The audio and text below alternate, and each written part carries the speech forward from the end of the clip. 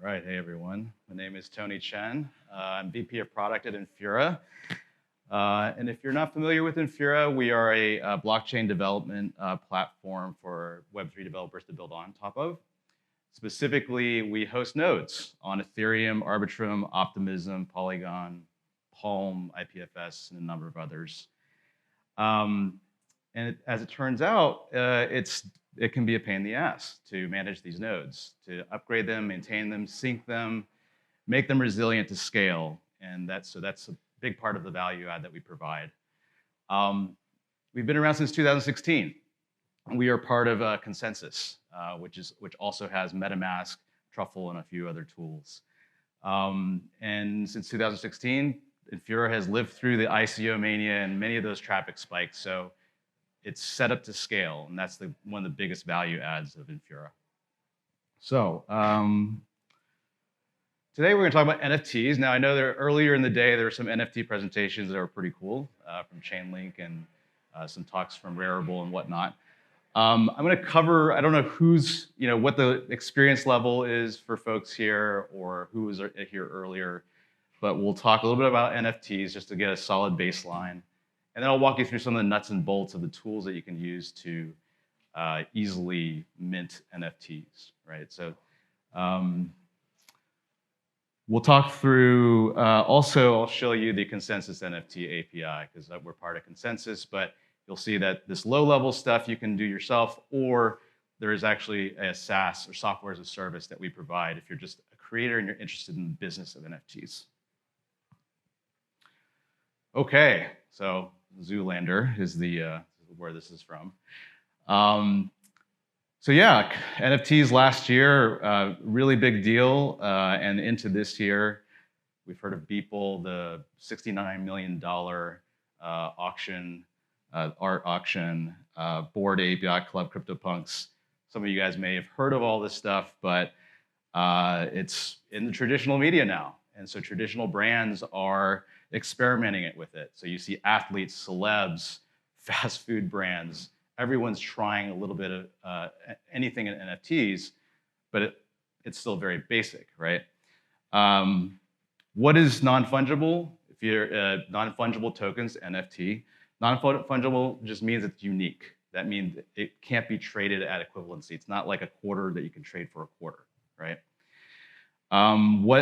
Technically, what is an NFT? It conforms to these two standards, ERC 721.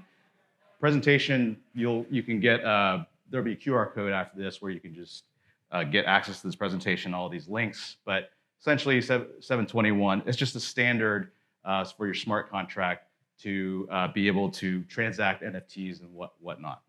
And 1155 is just sort of an extension on 721 and allows multiple types of tokens. So at the bottom here, at the core, minting an NFT is actually not really that complicated. It's really just assigning a token ownership to an address with some metadata that describes that token. So actually a very simple concept. So not just PFPs. I think many people know that here, but the .eth names that you might see on crypto Twitter, they're from ENS, Ethereum Name Service, and those are NFTs conforming to ERC 721. So they can be transacted. And then there's, I think mentioned earlier today, real world applications of NFTs. Some of the stuff I saw last year around fractional real estate ownership was super interesting. You could, own a fractional ownership of a vacation rental or an apartment in New York or whatnot, which is super interesting. A lot of folks working on that and many other applications. There's an NFT of wine. Some winery published like a limited edition, super cool bottle of wine. It was way too expensive for me, but it's like $3,000 for this bottle of wine and came with an NFT. But certainly there's a lot of experimentation going on. Financial, I think Rarible talked about that earlier today with collateralizing and even staking your NFTs and valuing your NFTs. Gaming, and then with Chainlink talking about more dynamic NFTs, that's super cool. You can see how this can evolve into something much more interesting than just PFPs. So So when you're building an NFT project, what are you thinking about? Obviously, the contract standard. Are you going to need extensions like royalties? If you own this NFT, can you lease it out to other people, or if other people use it, can you earn royalties from it? And then getting your contract audited. So someone mentioned earlier about having their contract audited for security. And so Consensus Diligence has a service where they will do that for you.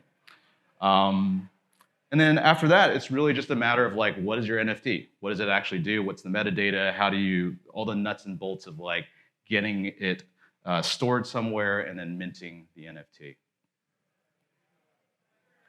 So a quick note on storage. So where are you going to store the images, the metadata, and all that kind of stuff, right? So 3 general kind of categories that we think about. Centralized storage, it's something that everyone knows. It's AWS S3. We all know how to use it, right? The drawbacks of that are it can go down. If you don't pay for it, it's gone forever. And then it's censorship prone, right? So it's still a viable option, but those are the sort of downsides.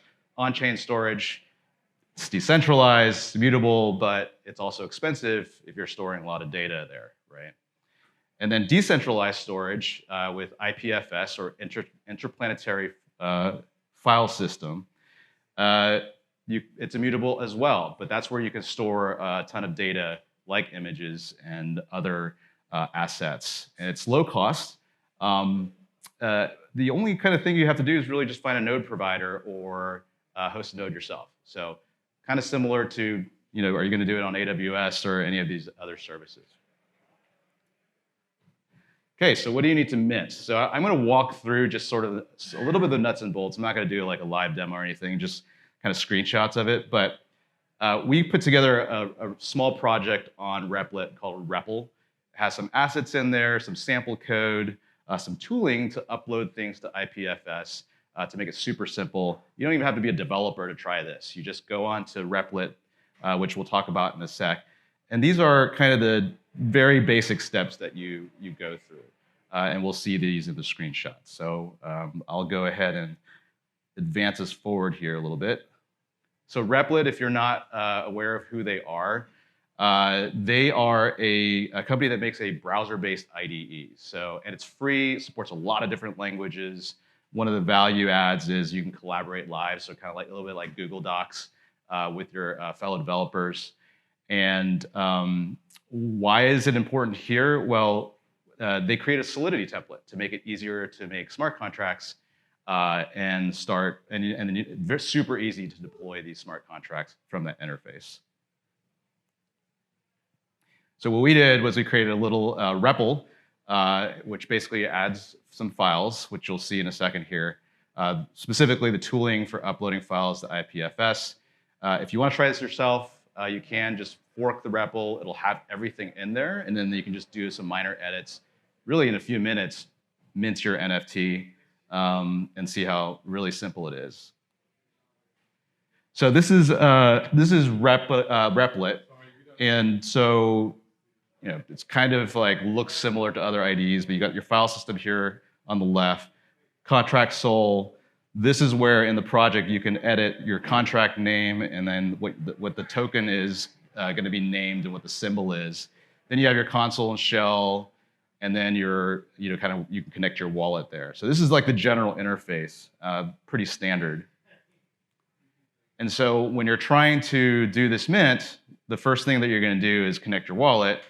And Replit makes it super easy in that they have like a test net where there's a built-in faucet. You can just click a button, ETH shows up in your wallet.